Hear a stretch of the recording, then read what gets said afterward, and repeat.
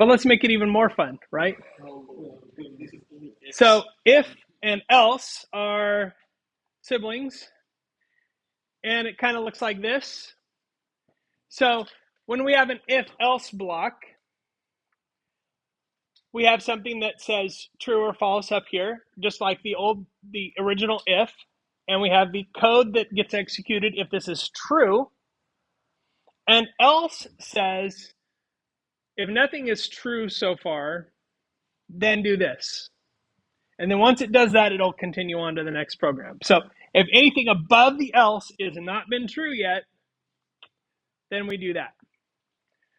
So that is good for scenarios. Like if you want to just do an if, it's either I execute this code or I don't. I do nothing. If and else say either I'm going to do this or I'm going to do that.